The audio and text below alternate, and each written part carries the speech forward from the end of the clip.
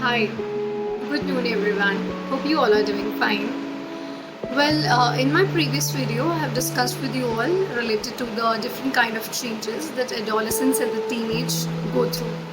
So now in today's video, I'll be focusing more upon the adolescents, how the adolescents and the other people living around them can actually deal with these problems. So there are some key areas which they need to focus upon in their day-to-day life while working upon these problems. So let's start with the topic now. All right. So first point which I want to highlight upon, like first of all, I'll just want to know you all of you that while exploring about the adaptability to change for the adolescent development, it always leads to the construction of a number of positive youth developmental models or positive youth developmental frameworks. All right, now in this PYD model, so we are basically focusing upon the 5 key areas which one should keep in mind for moving ahead in life. The first key area which you should keep in mind is competence. Second is your confidence. Third is yours connection. Fourth is yours character. And fifth one is your caring. Now these 5 key attributes, these are the 5 C's actually, which one should incorporate in oneself. Basically these are the young person's attributes, and they can develop to the further, it can develop to a further 6th C, which is also called as contribution. Contribution is basically towards themselves. We are talking about adolescents, so this contribution is basically related to themselves, their family, or an active and informed citizen. So these all 5 C's, which actually results in the 6th C also, these all 5 C's are really important. Now further we are talking about the second our positive youth developmental model, that is all about emotional literacy. Now knowing you all must be surprised at why I'm talking about all such kind of things. See, when we are dealing with the problems of adolescence, so these things, these small areas which actually look micro and smaller to you, but they are really very important. So one should keep them in mind while dealing with the problems of adolescence. So this emotional literacy, you should be aware about this term. What is it all about?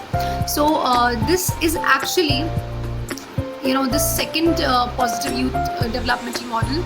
It is all centered about emotional intelligence of a young person, of an adolescent. Now it actually aims at enhancing young people's abilities. Young people's abilities too.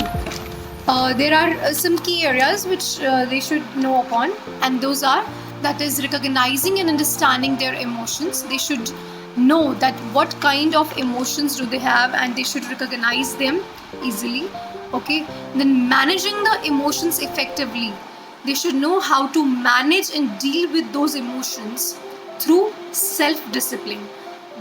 If I'm telling you a very important thing, if the adolescents are watching this video, first of all you should keep in mind, if you are not disciplined in your way, in your works, in your things, then you cannot survive at all.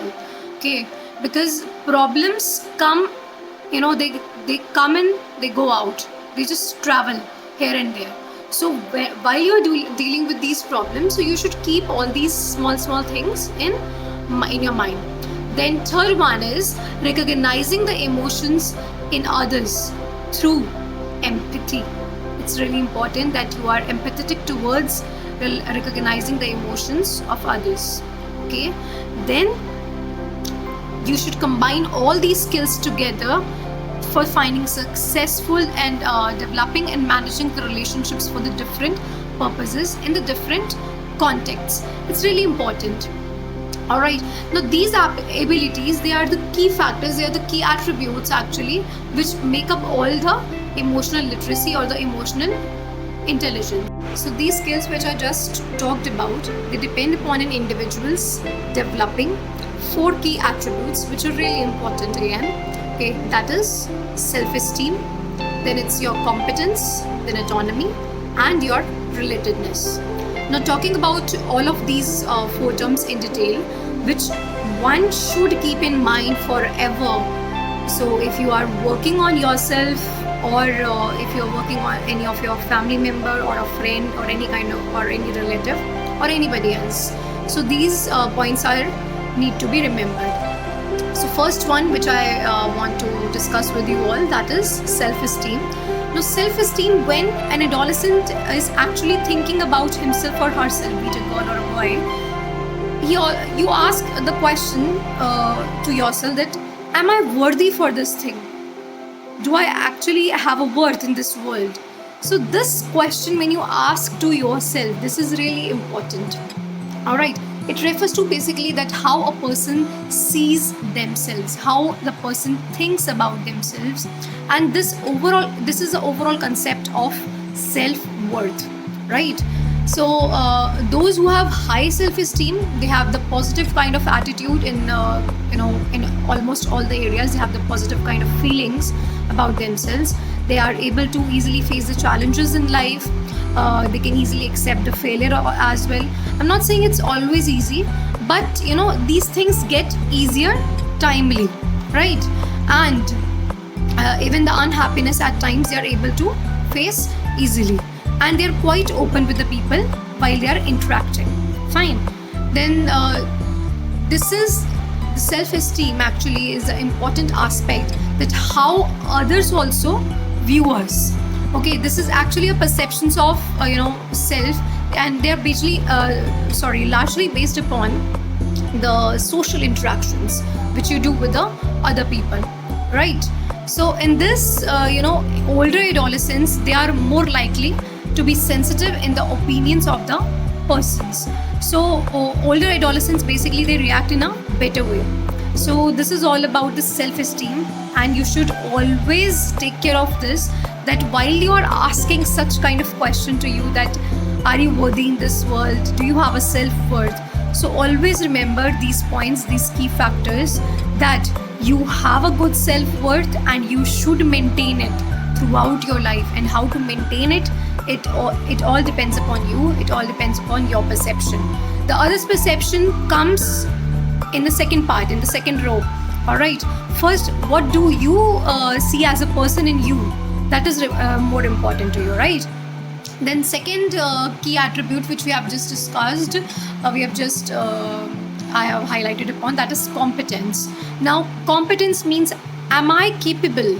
Am I capable of doing this task? Am I capable of doing that task? Now this is also a very important key attribute while you are actually finding solutions to your problems.